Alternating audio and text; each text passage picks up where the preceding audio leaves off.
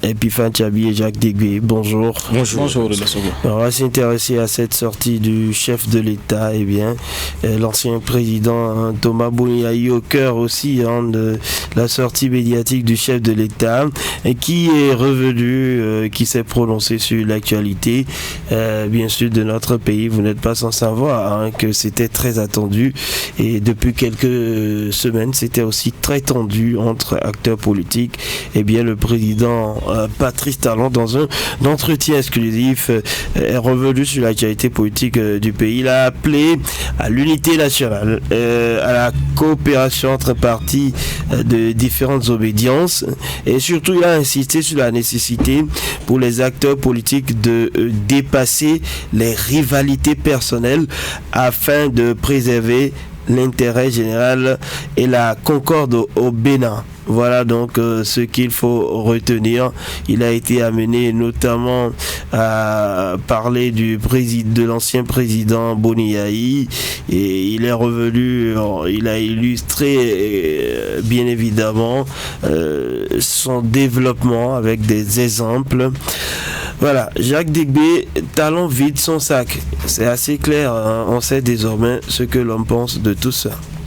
Oui, après cette période tumultueuse, notamment en ce qui concerne le processus de dépôt des dossiers à la présidentielle de 2026, je crois que le chef de l'État est venu se vider, c'est le moins que l'on puisse dire, durant cette émission qui a duré 48 minutes sur la télévision nationale. On a senti le chef de l'État dans une position d'expliquer que c'est avec peine que lui-même il est en train d'observer ce qui se passe.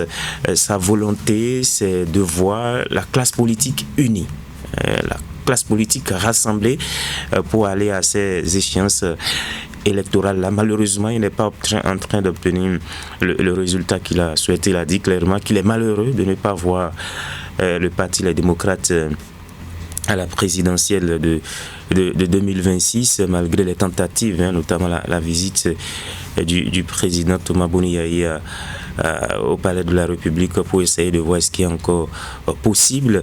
Le message que tente de faire passer le président de la République est quoi?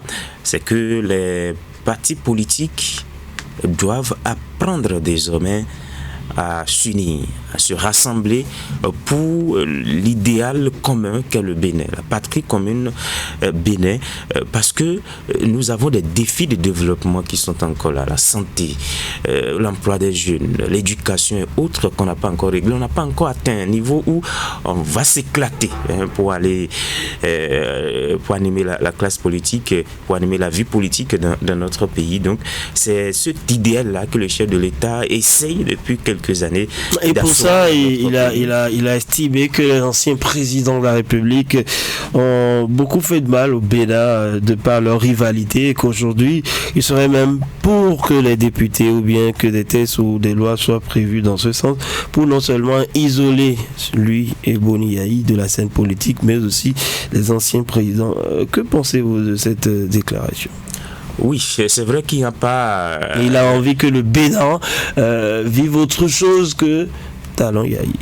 C'est clair, si vous observez la vie politique depuis 15, 20 ans, 30 ans même, vous auriez constaté quand même que ces deux-là ont été les protagonistes de la vie politique dans notre pays, et malheureusement leur relation, les guéguerres qui est entre Patrice Talon et Thomas Boniaï impactent négativement la vie politique, la vie sociale. Le chef de l'État lui-même l'a reconnu, et donc à une certaine période, je trouve que cette proposition, on peut l'analyser, on peut voir la possibilité de mettre en retrait ces deux acteurs politiques dans notre pays, sauf que quand même, ça vous le savez, il y a mais il avait dit entre temps qu'après lui souhaiterait être un peu actif. Il a dit, c'est là où je trouve qu'il y a un peu contradiction. Mais il a dit qu'il ne va pas s'éloigner de la vie politique. Dans le même temps, il trouve qu'il faut que lui et Thomas Boniaï, donc qu'il s'en aille. Bon, peut-être qu'il sera visé. Ainsi que le président Soglo, il parle donc des anciens présidents de la République. La chose est peut-être faisable, mais il n'y a pas une loi qui interdit. Normalement, est-ce qu'on doit les écarter? Il faut laisser les anciens continuer le jeu. Il a dit qu'ils seront là comme des sages. On viendra les consulter sur certaines questions de la République, mais être actif véritablement sur le terrain, il trouve que ça impacte négativement l'animation de la République. D'accord. Et puis Fan Tchabi, votre lecture de cette sortie du chef de l'État, il faut le dire, appelons un chat, il a accusé Boniaï de toujours combattre ses réformes. Il est revenu sur un exemple de web activiste qui a fait sourire plusieurs personnes. C'était aussi un passage poignant de l'intervention du chef de l'État qui montre combien de fois vraiment il s'est senti combattu par son prédécesseur plutôt. Il a même pris l'exemple de son challenger Lionel Zinsou qui aujourd'hui est resté dans cette posture de revenir en de meilleurs sentiments et ça a permis au Bénin de tirer de lui. Et on se demande donc alors si Boniaï n'avait pas adopté cette posture d'opposition farouche, peut-être qu'il pourrait aussi contribuer un peu plus au développement du pays et non seulement cela, ne pas mettre son parti, les démocrates, en difficulté puisque comme l'ont déjà répété les uns et les autres, le président Patrice Talon venait enfoncer le clou en disant que tout est de la faute de Boniaï. Je crois quand même que du côté de Boniaï, vous l'avez suivi un peu plus tôt avant Patrice Talon, qui pense lui accusé aussi qu'il est aussi combattu, pas le président Patrice Talon. En tout cas, c'est une guerre entre ces deux personnalités qui nous permet quand même de savoir en tant que jeunes, je dirais, le côté vers lequel il faut penser. Et ce côté-là, c'est le côté bénin, tout simplement. Et je crois que Patrice Talon, après avoir quand même vidé son sac, est revenu sur l'essentiel que moi je retiens, c'est qu'il faut que nous nous unissions, en tout cas autour de la cause commune. Jacques vient de le dire tout à l'heure, nous n'avons pas encore les reins solides, comme l'a dit le chef de l'État, pour paraphraser. Est-ce que ça ne va pas laisser place à l'impunité ou au manque de veille citoyenne pour réveiller l'autre de son sommeil, pour le pousser à aller de l'avant? Le pays a été calqué sur un système aussi depuis plusieurs années. Oui, rester ensemble, cette union-là ne veut forcément pas dire. D'où vient cet amour soudain? Non, il faut se mettre ensemble. En politique, on nous a toujours appris que tous les coups sont permis. Tous les coups sont permis, et vous avez écouté Patrice Talon, il disait que l'essentiel c'était juste de se parler, pas de travailler ensemble faussement. Allez-vous. Voilà, donc. Est-ce que ça va marcher? C'est ça la vraie question qu'il faut se poser aujourd'hui. Est-ce que ça va marcher? C'est un gros point d'interrogation. On n'avait pas habitué le paysage politique à cette configuration-là, et ce serait difficile. Ce serait même difficile de mettre l'adaptation. Voilà, ce serait difficile de mettre ces acteurs-là ensemble. Vous voyez peut-être Union progressiste, le renouveau, les démocrates aller sur un terrain, battre campagne, et puis après dire bon, on a gagné les sièges ensemble, on se partage les sièges, mais on ne travaille pas ensemble.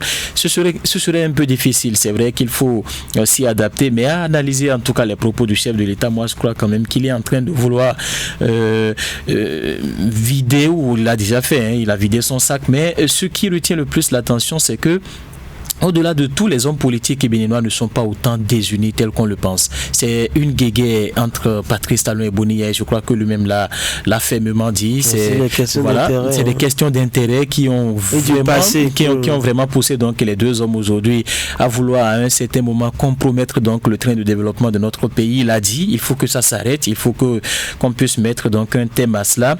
Peut-être c'est la raison pour laquelle... parce que Patrice Talon, on voit aujourd'hui qu'il est en train de partir.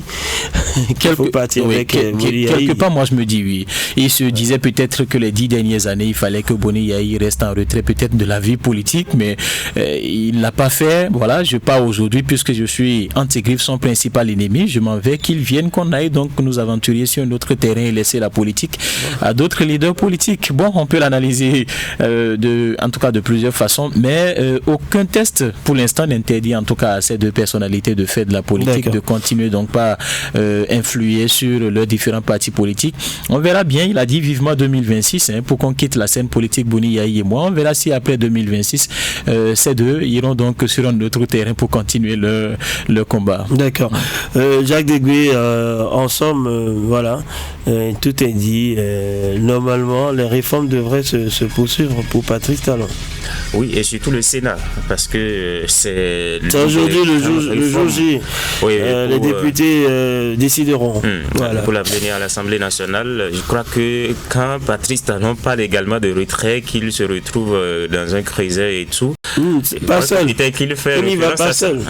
Bien sûr, il y aura bien d'autres présidents. Si volontiers, les anciens veulent bien s'ajouter. C'est ça. Je crois que c'est à ça que fait référence implicitement. Mais il n'a pas dit clairement. On verra. Merci à vous, Epiphan Tchabi, Jacques Degbé. Ce sera tout pour le mini débat. Tout à l'heure.